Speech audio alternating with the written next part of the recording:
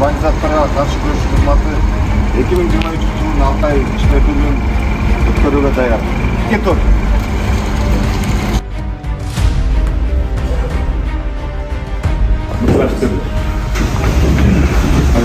Нурбек Такабаевич жана кызматтын жетекчилиги, ошондой эле кызматтын башка башчылары жана алардын орун басарлары катышууга чакырылды.